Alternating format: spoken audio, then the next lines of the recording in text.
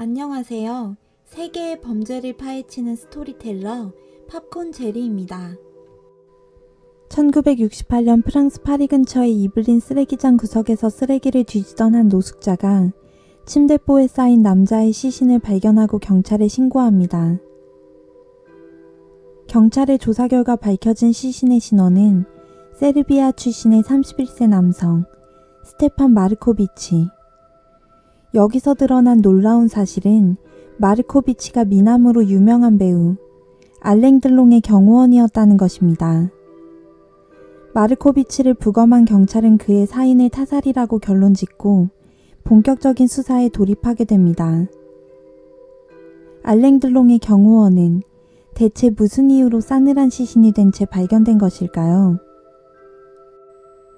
1935년 11월 8일 프랑스에서 태어난 알랭 들롱은 아기 때부터 뛰어난 외모를 가져 어머니가 유모차에 태워 산책을 갈 때마다 인형 같은 외모에 반한 사람들이 그를 만지려고 하는 일이 빈번했기 때문에 만지지 마세요 라고 적힌 팻말을 유모차에 붙여둬야 했으며 여자들은 물론이고 남자들까지 10명 이상의 사람들이 매일 24시간 내내 그의 뒤를 따라다녔을 정도로 아름다운 외모를 가졌던 그의 어린 시절은 생각보다 험난했는데요. 그가 4살 때 부모님이 이혼해 어머니와 재혼한 새아버지와 자주 갈등을 빚었으며 학교에서는 행실불량으로 낙인 찍혀 여러 학교를 전전하다 결국 퇴학당한 뒤 새아버지의 정육점에서 일해야 했고 제1차 인도차이나 전쟁 당시 17세의 나이로 프랑스 해군에 입대해 420 해군기지에서 경비중대 무전병으로 복무하기도 했으나 부대 지프를 훔쳐 근무지를 무단이탈한 죄로 불명예 전역을 당하는 등 질풍노도의 청소년기를 보낸 알랭 들롱은 제대 후 파리에서 돈을 벌기 위해 웨이터, 비서, 점원 등 여러 가지 일을 하던 중 우연히 여배우 브리지트 오버와 친분을 쌓게 되었고 오버와 함께 칸 영화제를 방문했을 때 미국의 영화 제작자 데이비드 셀즈닉에게 발탁되었다가 고국인 프랑스에서 경력을 쌓지 않은 프랑스 감독 이브 알레그레의 제안을 받아들여 1957년 여자가 다가올 대로 데뷔한 후 우리에게 잘 알려진 유명한 영화 태양은 가득히에서 위험한 야망을 드러내는 남자 주인공 톰 리플리 역을 맡아 매혹적인 눈빛과 완벽한 육체미로 전 세계를 사로잡으며 단숨에 세계적인 톱스타 반열에 올랐습니다. 이렇게 배우로서 화려한 인생을 살던 알랭 들롱은 자신의 경호원 마르코비치가 시신으로 발견되면서 참고인으로 경찰에 출두하게 되고 심지어 시신 발견 5일 뒤 참고인에서 용의자로 전환되며 세간에 큰 충격을 주게 되는데 알랭 들롱과 마르코비치의 첫 만남은 1962년 알랭 들롱이 세르비아에서 영화 마르코폴로를 촬영하고 있을 때였습니다. 어느 날 촬영장 근처에서 두 갱단 간에 치열한 패싸움이 벌어졌는데 이때 마르코비치가 혼자 상대편 조직원 17명을 쓰러뜨리는 것을 목격한 알랭 들롱은 그의 용감함과 민첩함에 감탄하며 마르코비치를 자신의 경호원으로 채용하고 그를 친동생처럼 여기면서 상류층들만 갈 수 있는 사교 파티에도 늘 데리고 다녔다고 합니다.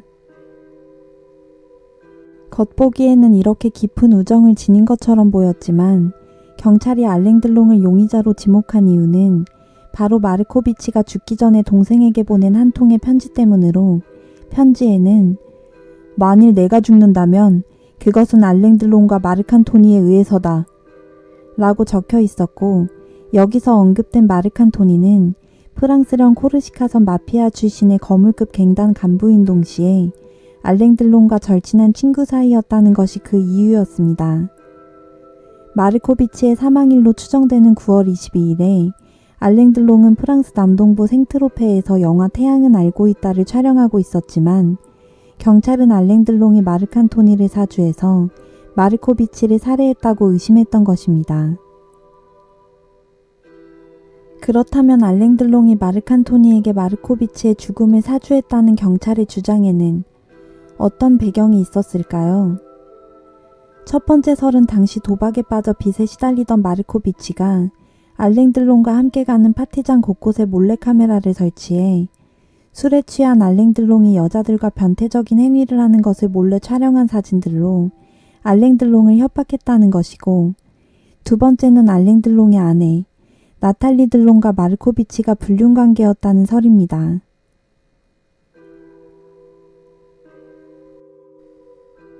알랭들롱은 그 명성만큼이나 수많은 여배우들과 사랑을 나누었는데, 대표적인 연인으로는 교제 당시 유럽의 약혼자들이라고 불렸던 독일의 여배우 로미 슈나이더, 밴드 벨벳 언더그라운드의 객원 멤버였던 니코와 빠로레 빠로레를 함께 부른 가수 달리다 등 많은 여자들이 있었지만, 그녀들 중 알랭들롱이 유일하게 혼인신고를 했던 여자는 나탈리 들롱이 유일했는데, 그만큼 알랭들롱에게 특별한 존재였던 나탈리와 동생처럼 여기던 마르코비치의 불륜을 눈치채고 충격을 받은 알랭들롱은 마르코비치를 해고해버렸고, 이렇게 해고된 마르코비치는 알랭들롱에게 나탈리의 속옷과 나체 사진들을 동봉한 편지를 보내며 불륜 사실을 언론사에 알리겠다고 협박했다는 것으로, 경찰은 사망한 마르코비치가 쌓여져 있던 침대볼을 구입한 800명의 고객 리스트를 확보했는데, 이 안에는 알랭들롱의 친구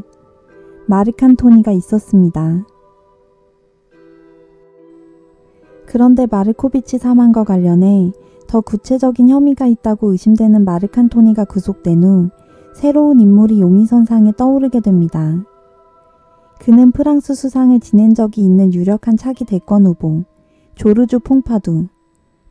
마르코비치의 차 안을 수색하던 중 퐁파두의 부인 클로드가 다른 남자와 부적절한 관계를 맺고 있는 나체 사진이 발견되면서 마르코비치가 퐁파두의 부인과도 불륜 관계를 맺었다는 소문이 급속도로 번지며 엄청난 정치적 타격을 입게 된 퐁파두는 기자회견을 열어 이 스캔들은 차기 대통령 자리를 놓고 경쟁하고 있는 드골 정권이 자신에게 타격을 주기 위해 만들어낸 정치 조작극이라고 주장했습니다. 이 같은 퐁파두의 주장은 15년이 지난 후 전 파리 경찰청장이었던 류시앵이 15년 전 드골 정권의 지시를 받고 마르코비치의 죽음을 이용했으며, 퐁파두 부인과 닮은 매춘부의 사진을 촬영해 만든 가짜 스캔들이었다는 양심 선언을 하면서 사실로 확인됩니다. 한편 알랭들롱은 7년에 걸친 긴 재판 기간 동안 구속 직전까지 몰려 용의자로 불려다니면서도 언론과 대통령을 상대로 자신이 무죄임을 주장하는 편지를 보내며 강력하게 항변했고, 끝내 무혐의 판정을 받아 현재까지도 마르코비치 살인사건은 미해결된 채 남아있습니다. 그리고 시간이 지나 1985년 마르칸토니는 누가 마르코비치를 죽였나 라는 책을 출판했는데, 이 책의 말미에서 마르코비치 살인범에 대해서는 나와 알랭들롱 그리고 10만이 진실을 알고 있다 라는 모호한 말을 남겨 알랭들롱이 이 사건의 유력한 용의자라는 의심은 아직도 완벽하게 해결되지 않은 상태입니다.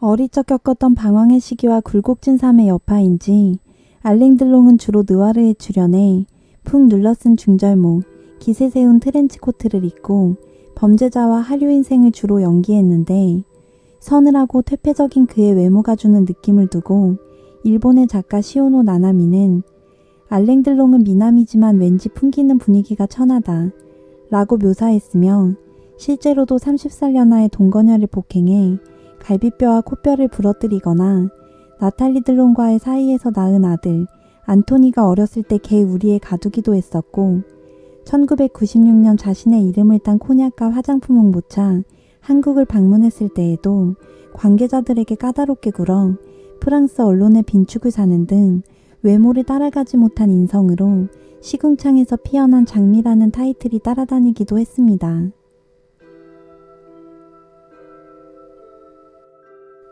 (2024년) 현재 90을 바라보는 노년의 나이로 안락사를 앞두고 있는 세기의 미남이자 한때 만인의 연인이었던 알랭들롱. 그는 정말 마르코비치 살인사건의 진실을 알고 있는 것일까요?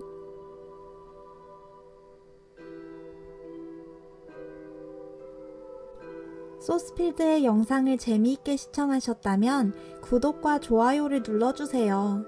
여러분들의 구독과 좋아요는 소스필드 채널이 세상에 더 많은 사건과 진실을 전할 수 있는 원동력이 됩니다.